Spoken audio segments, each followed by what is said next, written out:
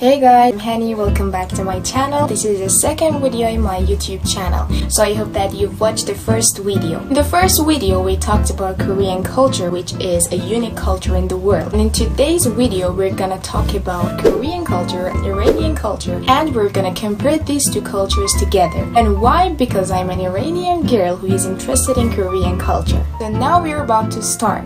By the way, don't forget to subscribe my channel and share this video with your friends that they're interested in Korean culture.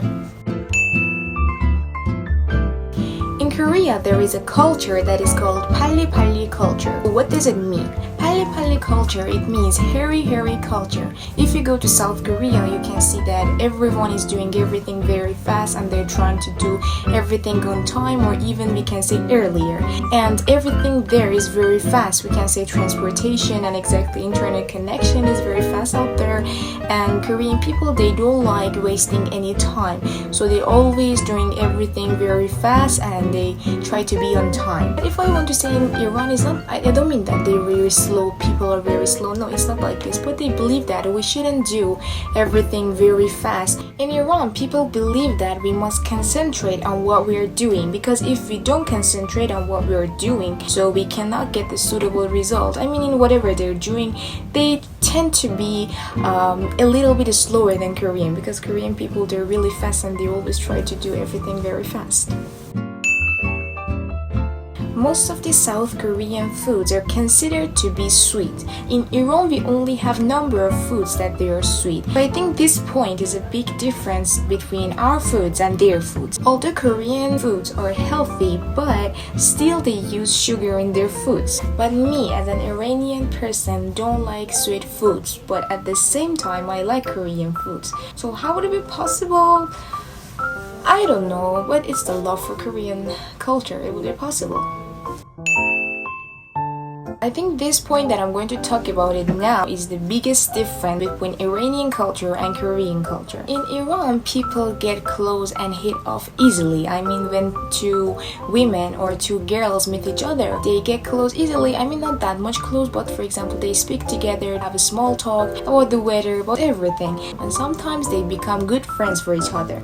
But in South Korea, it's not like this. I mean, people don't get close easily. And I'm like that too. I don't want to say that this is a bad thing, but this is just only a part of their culture. And when they see each other for the first time, they don't get close easily as us. You know, in Iran is like this, that we talk with each other, we become friends easily and kind of stuff. So you know what I mean. But in South Korea, it's not that much easy. It takes time. The next point that I'm going to talk about it, I think it's not only the difference between South Korea and Iran, it's the difference between South Korea and the most countries in the world. Everyone in South Korea is considered to be 1 year old at the time of their birth. It means that if you're 20 years old right now, in South Korea you're considered to be 21 years old.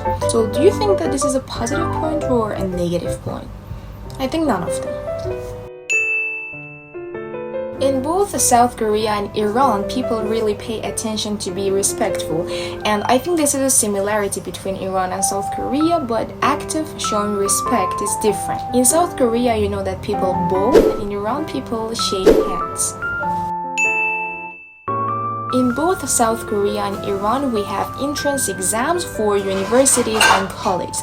And you know that in Iran and South Korea, these entrance exams are very difficult and they're really competitive. And all the students on those school years, they try hard, they study hard to get into the universities that they like. So the entrance exam in both South Korea and Iran is very difficult and it's very competitive. As I mentioned before, in Iran and in South Korea, people really pay attention to be respectful. And respect is one thing that is very important in these two countries. And you know that in South Korea, we have two kinds of languages, if I want to say. The first one is Panmal, that is the informal and the casual way of speaking.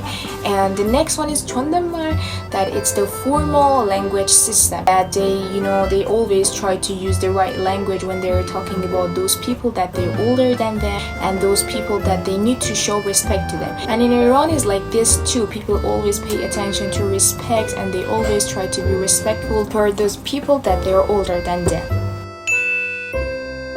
this point and this similarity that I'm going to talk about is the last similarity. In both South Korea and Iran, people really pay attention to, for example, eating food, having fun, and this kind of stuff. And you know that in Iran, whatever that people want to do, they be like, for example, okay, let's have some food, let's eat this one, let's have a snack, and it's totally like this.